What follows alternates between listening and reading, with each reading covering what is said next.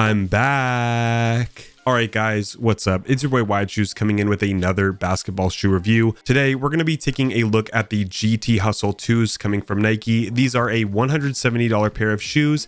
And in classic tradition, we're going to be starting with what I like the most about the shoe and working our way down to what I like the least about the shoe.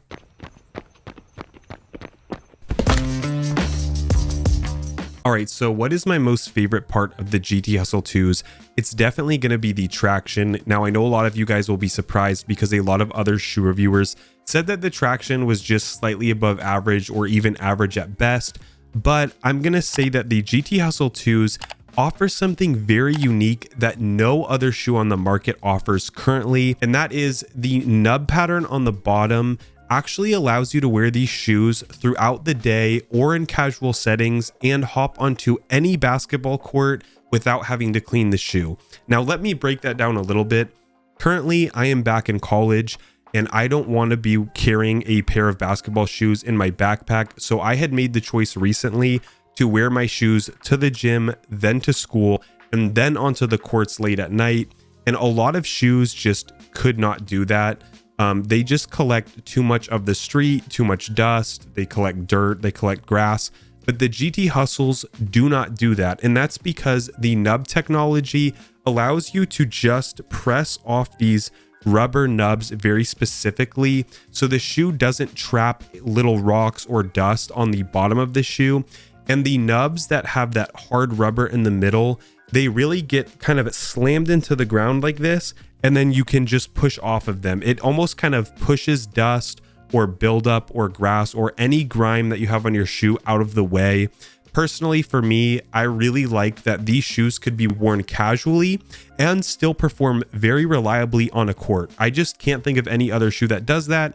And for that reason, I'm going to give the shoe an 8 out of 10 in traction. I will admit the shoe is not the most stop on the dime. It is not a KD 15.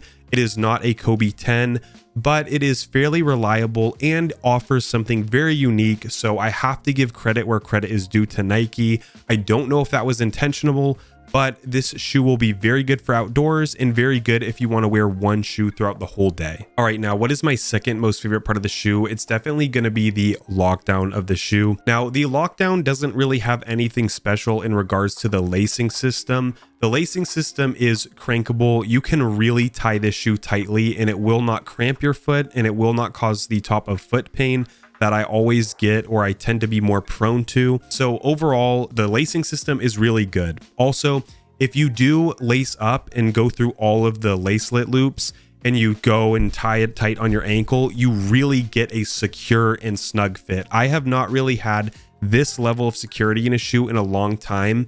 The shoe is not the most supportive though. I want people to keep that in mind. It is very flat. There is not a lot of arch support, but you are locked into that shoe. One caveat of the lockdown system is that the materials used do expand when you heat the shoe up in the session you're playing. So basically, as you play in the shoe does expand. So in the middle of some of my pickup games, I would have to stop, tie the laces even tighter. But when I did that, I was safe again, and the shoe doesn't continue to just expand and expand and expand. You just need to show up, warm your feet up, get through that initial expand period, and you should be good. So overall, I'm going to give the lockdown an 8 out of 10. It's very good. I had very, very little issues. And if you lace up, you're just very snug.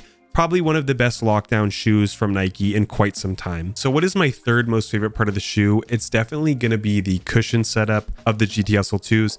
Now, if you didn't know, it is a full length Strobel unit.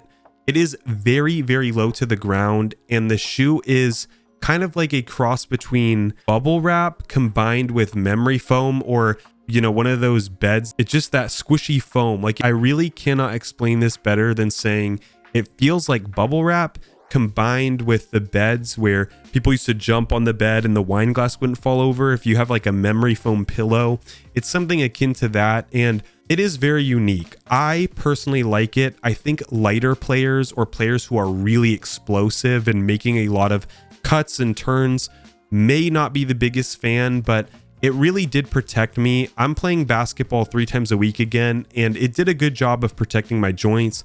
I also have hip replacements, so if I wear shoes that don't have ample cushioning or aren't smooth enough, you know, it's something that I will notice and feel. So overall, the shoe is very smooth. The heel to toe transition is very good, and the cushioning system is low to the ground, but offers a unique pillow-like feel. So overall, I'm going to give the cushioning setup about an 8 out of 10 as well. All right, so now we're going to be moving on to what I like the least about the shoe, as well as my overall thoughts of the GT Hustle 2s.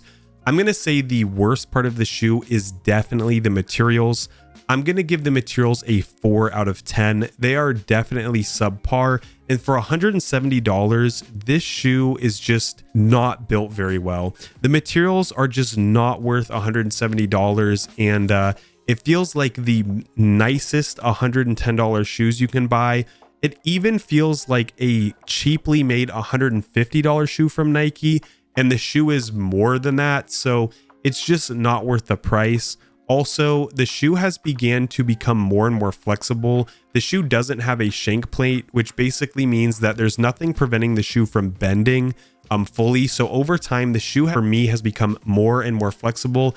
And the most concerning is that the inside of the shoe has begun to kind of chip away, kind of similar to how paint chips. It starts off being this very nice kind of thin foam-like material, but yeah, it's beginning to kind of crack or chip on the inside, and it's really scratching the bottom and the sides of my heel now.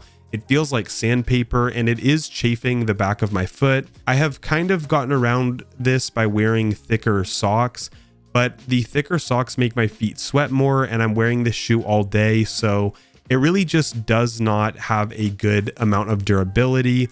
And again, that price point just really leaves me feeling bitter. I mean, for $170, man, you can get a lot of durable shoes for that price. But for these, I don't know. I just think that the shoe should have had significantly more durable or just better materials. It does feel cheap in hand.